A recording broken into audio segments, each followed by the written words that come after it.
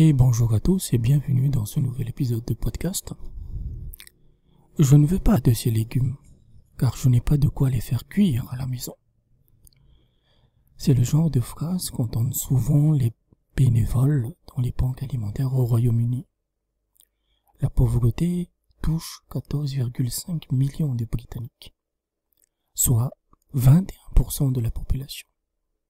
Il est difficile d'imaginer que des personnes sont tellement pauvres qu'elles doivent refuser de la nourriture parce qu'elles ne peuvent pas se payer l'électricité ou le gaz pour les cuisiner. On dirait une scène d'un roman de Charles Dickens quand il décrivait la pauvreté de l'Angleterre dans les années 1800. Et pourtant, le Royaume-Uni vit une crise d'inégalité et de pauvreté croissante depuis plusieurs années. L'inflation atteint les 7% en mars 2022.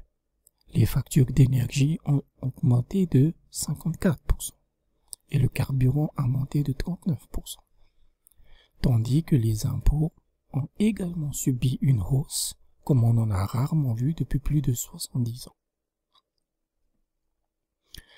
Le gouvernement de Boris Johnson tente de trouver des remèdes. Ainsi, il a augmenté le salaire minimum de 6,6% en avril 2002. Mais c'est encore en dessous des 7% de l'inflation. Et tout le monde le sait, le calcul de l'inflation au Royaume-Uni est aussi moisi que dans les autres pays, une moyenne factice sans refléter la vraie hausse des prix. Plusieurs causes expliquent cette pauvreté des Britanniques. Et la première, souvent cachée, possède un joli drapeau bleu aux étoiles d'or. Même si des commentateurs bêtes et méchants mettent tout sur le dos des Russes ou du Covid ou je ne sais quoi, la vraie raison a été l'appartenance du Royaume-Uni à l'Union européenne. Les multiples politiques d'austérité imposées aux Britanniques ont détruit leur système de santé, fracassé leur compétitivité économique et éviscéré leur industrie. Et cela a aussi provoqué un véritable génocide sur le plan de la santé.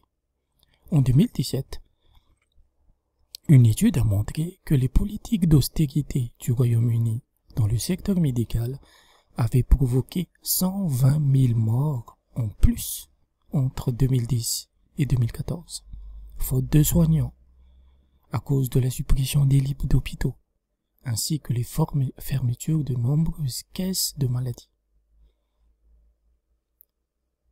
Et les auteurs de cette étude disaient que sans une injection massive de cash dans le système, il y aurait 150 000 morts de plus de 2015 à 2020. Et on peut penser qu'à cause de la fabuleuse année 2020, le nombre de morts en plus soit bien plus élevé à cause des interventions médicales déprogrammées, des lits réquisitionnés pour traiter les patients du Covid, et toutes les folies outrancières pour combattre le virus. Cependant, on ne peut pas tout mettre sur le dos de Bojo, car il n'a pris le pouvoir que depuis 2 ans, et parce que jusqu'en 2020, il se battait pour négocier le Brexit. Et quand on voit les anciennes élites britanniques, alors on a envie de vomir à cause de leur hypocrisie. Ainsi, David Cameron a publié une photo sur Twitter où il est fier de dire qu'il travaille bénévolement dans une banque alimentaire depuis 2 ans. Le même David Cameron qui a suivi aveuglément les directives de l'Union européenne pendant des années, s'est prosterné devant le diktat européiste et a imposé des austérités dignes d'une période de guerre pendant son mandat. C'est fascinant. Aujourd'hui, le même Cameron est fier de dire qu'il aide les pauvres qu'il a lui-même créés à la base. Cependant, chez les anglo-saxons et leur logique protestante, c'est normal que l'État soit cantonné à son service minimum et qu'on compense en faisant l'aumône. L'État social n'a pas sa place. Mais surtout, la place de David Cameron n'est pas dans une banque alimentaire, mais au bout d'une corde, vu les crimes qu'il a commis contre son propre peuple. Et on peut aussi dresser le gibet pour Jeremy Corbyn du Parti travailliste, antisémite notoire et européiste à en crever, qui ose venir nous dire aujourd'hui que le gouvernement de Boris Johnson est déconnecté des réalités du peuple. Le même Corbyn qui a fait capoter le Brexit plusieurs fois et qui n'a pas manqué de trahir son pays à de nombreuses reprises. Mais il est normal que ces élites moisies pourries sortent du bois maintenant. Autrefois, ils ne pouvaient pas parler de la pauvreté au Royaume-Uni. Car si on cherchait la source, alors on trouvait les directives européennes parmi les premiers responsables. Maintenant que le Brexit est fait, alors on peut sortir toutes les causes sociales du tiroir et mettre tout sur le dos du gouvernement de Bojo. Cela permet de se laver les mains en toute impunité. Ponce Pilate a fait beaucoup de progéniture. Cependant, les élites britanniques actuelles, celles qui sont au pouvoir, méritent aussi des tomates polies. Ainsi, le nom de Rishi Sunak revient régulièrement dans les médias. C'est le chancelier de l'échiquier, qui est l'équivalent du ministre des Finances. Pour contrer la hausse des factures énergétiques, il a fourni une subvention de 200 livres sterling par foyer. Deux petits problèmes. La hausse de cette facture énergétique est de 700 livres sterling par an. Et surtout, cette subvention est un prêt qu'il faudra rembourser dans 5 ans. Mais surtout, le comportement des politiciens britanniques est décalé. Il est indécent par rapport à la réalité des petites gens. Ainsi, le même Rishi Sunak, qui est un multimillionnaire, n'a pas eu de problème à se faire construire un manoir avec une piscine de 2 millions de livres sterling dans le Yorkshire. Et rien que pour chauffer la piscine, cela lui coûtera 13 000 livres sterling par an, soit 6 fois le budget de chauffage d'une famille entière pendant 1 an. Ce n'est pas fini. Jusqu'à l'année dernière, donc 2021, Rishi Sunak détenait une carte verte américaine, ce qui permettait à sa femme d'être domiciliée aux États-Unis et donc de pratiquer partiellement l'évasion fiscale, même si par la suite il a été blanchi de cette affaire, mais ça fait beaucoup. Parce qu'un ministre des Finances qui fait de l'évasion fiscale, on peut dire qu'il n'y a pas qu'en France qu'on voit ce type d'incongruité. L'Occident est dans une phase hystérique, dans une phase de perte de souveraineté. Et dans cette crise mondiale de la pauvreté qui se profile à l'horizon pour tous les pays, ce n'est pas la seule étrangeté qu'on voit. Ainsi, on apprend, c'est une petite parenthèse que je fais, ainsi on apprend que les Néo-Zélandais font leurs courses d'épicerie en Australie, car les prix de leurs produits locaux sont plus chers que le fret maritime. Quand le mondialisme se grippe, il y a bien des étrangetés qui apparaissent à l'horizon. Mais pour le Royaume-Uni, ça reste des petits scandales, montés en épingle par les opposants, car malgré la mer de merde, le Brexit se passe mieux que prévu. Cependant, il faudra beaucoup plus pour réformer l'élite britannique, qui est gangrénée par le parlementarisme, et dans un autre soi tellement hermétique qu'on oublie que la vie réelle des Britanniques est de plus en plus difficile. Les organismes de lutte contre la pauvreté estiment qu'à cause de la hausse des prix, 600 000 personnes supplémentaires basculeraient dans la pauvreté dans cette merveilleuse année de 2022.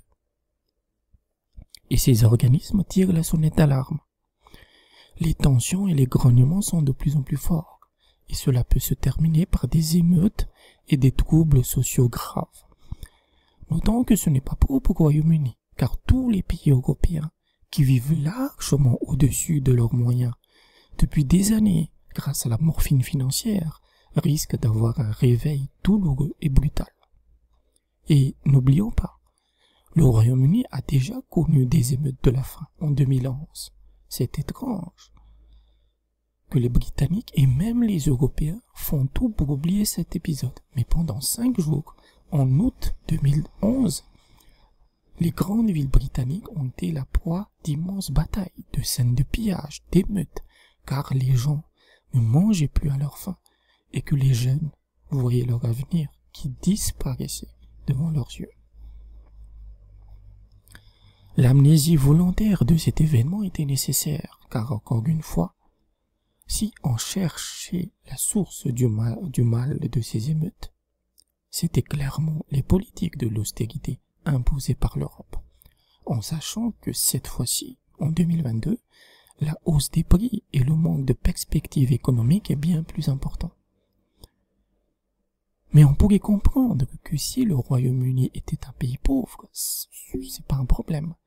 Mais c'est la 5e économie la plus riche au monde. Et elle peut devenir encore plus si exploiter la puissance du Commonwealth. Donc ça, c'est la fin de la première partie. Donc, la crise de la pauvreté, d'inégalité, pourquoi le Royaume-Uni est dans la merde. C'est vraiment les conséquences de son appartenance pendant 40 ans à l'Union européenne. Maintenant, comment elle pourrait s'en sortir? Il faut bien comprendre que l'organisation du Commonwealth, c'est des routes de la soie avant l'heure. Et je me propose de vous l'expliquer. Actuellement, l'économie du Royaume-Uni se base principalement sur le secteur des services, l'industrie et l'agriculture. Les services représentant la part du lion avec près de 60% du PIB, 20% pour l'industrie et même pas 0,6% pour l'agriculture. Ce qui fait que le Royaume-Uni, qui est une île, doit avoir une logique d'expansion impériale par nature si elle veut rester une grande puissance. Et elle possède un atout majeur avec le Commonwealth. Petit aparté, on distingue le royaume du Commonwealth, dont le chef est la reine d'Angleterre, et le Commonwealth des nations, qui compte 54 pays, et l'objectif commun est la paix, le développement et la démocratie, c'est-à-dire des termes marketing qui ne veulent rien dire. En novembre 2021, la Barbade devient une république et quitte le royaume du Commonwealth, mais reste dans les nations de cette association. Dans la foulée, les Chinois débarquent sur cette île paradisiaque et fournissent 119 millions d'euros pour rénover les routes. Ce qui signifie que les Chinois ont compris l'intérêt du Commonwealth. Mais c'est étrange que ceux qui l'ont créé ne l'ont toujours pas compris. Parce que le Commonwealth, c'est 54 nations, 2,2 milliards de personnes et un PIB de 14 000 milliards de dollars, soit 7% du PIB mondial. Le Royaume-Uni, avec quelques pouces d'investissement, pourrait utiliser ce gigantesque territoire maritime et terrestre à son avantage. Et vous avez des pays qui ne demandent qu'à redevenir des sujets de Sa Majesté, un titre si convoité dans le passé. Même en Afrique, vous avez des pays comme la Gambie et la Zambie. Le premier possède un PIB par habitant de 2200 $, tandis que le second dépasse les 4300 $. Donc ce n'est pas non plus la richesse, mais cela reste correct pour des pays en développement. Avec des investissements ciblant les banques secteurs, ces deux pays permettraient à l'Angleterre de reprendre le pied en Afrique, une chose qu'elle a oubliée depuis longtemps. De plus, la Gambie possède 2 siècles d'histoire commune avec le Royaume britannique. L'anglais est sa langue officielle, et 36 000 Gambiens vivent en Angleterre. Et cela, ces personnes pourraient devenir des passerelles pour établir de bonnes relations entre les deux pays. La même chose est valable pour la Zambie. 100 ans d'histoire commune avec l'Angleterre, il y a près de 40 000 Zambiens blancs qui y vivent. Ce sont grosso modo des Britanniques qui sont restés après l'indépendance.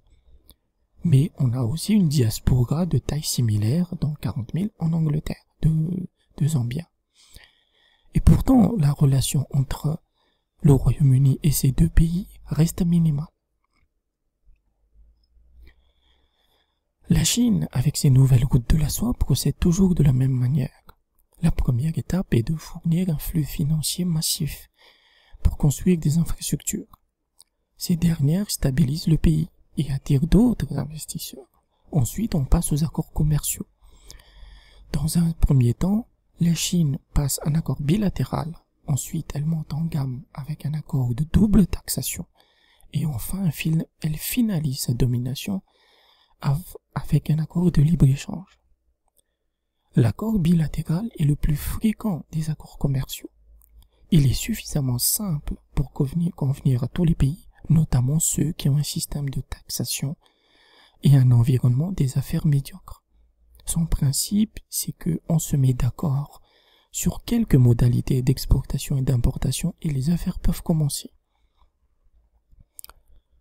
Pour comparer, la Chine possède 145 accords bilatéraux, sans oublier 20 accords de plus par Hong Kong, tandis que le Royaume-Uni ne possède que 20 accords bilatéraux en tout. Ensuite, on passe à la double taxation, qui permet d'éviter que l'entreprise paye des taxes à la fois dans son pays d'origine et le pays de l'investissement, en sachant que la Chine applique cette double taxation. Donc vous payez à chaque fois si vous voulez. C'est pourquoi l'accord de double taxation est utile pour éviter de se faire ponctionner deux fois et jongler avec des taxes différentes. Toujours pour comparer, la Chine a signé 85 accords de double taxation, tandis que le Royaume-Uni n'en a signé que 31. Et enfin, l'accord de libre-échange est la phase terminale. En janvier 2022, le RCEP est devenu effectif et c'est le plus grand accord de libre-échange au monde, totalisant 30% du PIB mondial. La Chine possède 28 accords de libre-échange et 10 de plus qui sont encore en négociation. En revanche, le Royaume-Uni n'en possède que 12, principalement avec des pays africains et le Canada. Mais c'est largement insuffisant pour développer son potentiel du Commonwealth.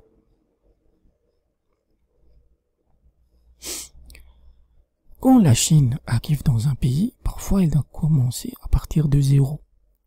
Et pourtant, avec l'État chinois stratège et planificateur, ils arrivent à des résultats bien plus rapides que les Occidentaux. Et c'est ce qui s'est passé aux îles Salomon, dont on a fait un épisode. Pourtant, le Royaume-Uni, qui possède le Commonwealth, une structure datant de plusieurs siècles, avec une langue et une culture commune, n'arrive pas à signer le moindre accord alors que tout est déjà en place. Mais on pourrait m'opposer le fait que vu que 20% des Britanniques ne mangent pas à leur faim, est-ce que c'est la priorité d'imiter la Chine dans une espèce de course impériale? C'est vrai, c'est tout à fait vrai, mais dans ce cas, comment expliquer que le Royaume-Uni ait signé un accord commercial avec l'Ouzbékistan qui est très loin de la culture britannique? Bon, pour leur défense, il est de notoriété publique que les melons ouzbeks sont les plus délicieux au monde. Mais est-ce une raison valable? La raison officielle, c'est que l'Angleterre re-signe les accords qu'elle a perdus quand elle a quitté l'Union européenne. Mais les accords de l'UE n'ont pas d'objectif stratégique, à part que les élites européistes veulent que la planète devienne un énorme supermarché rempli de marques américaines. Quand la Chine signe un accord, il y a une véritable vision derrière. Et le Royaume-Uni, avec un petit peu de cette vision, comprendrait qu'elle se tire une balle dans le pied en évitant de considérer le Commonwealth comme ce qu'il est, c'est-à-dire un gigantesque empire maritime et terrestre qui peut contrer la Chine et lui permet également de ne plus être un vassal de Washington. Mais non, on se contente de poursuivre des objectifs à court terme. Et surtout, on passe son temps à se lancer dans des guerres inutiles contre la Russie ou la Chine pour satisfaire son maître américain, dont les seules conséquences seront qu'il y aura de plus en plus de pauvres dans les banques alimentaires et l'inégalité va devenir tellement insupportable que cela créera une explosion finale qui risque de détruire le pays. Et pour conclure, ce qu'on dit sur le Commonwealth s'applique à la virgule près à l'empire maritime de la France. Aujourd'hui, les territoires d'outre-mer de la France sont le meilleur fer de lance dans le nouveau monde qui arrive avec l'Asie, qui sera le futur de l'humanité. Mais les populations ultramarines sont abandonnées comme des chiens. Leur niveau de vie devient misérable. Ils risquent de se réfugier dans les bras des maîtres de la cité interdite. Mais j'estime que les élites britanniques ont bien plus de jugeote que les élites françaises. Ces dernières représentent 50% de parasites et 50% sont des traîtres. Les élites françaises sont déjà en phase terminale. Et l'anti-France est tout ce qui les maintient en vie. En médecine, la règle d'or est claire. On se concentre sur les patients qu'on peut encore sauver. Je pense que les Britanniques ont encore leur mot à dire dans le nouveau monde qui arrive. Et le Commonwealth en fait clairement partie. Merci d'avoir écouté cet épisode et à bientôt.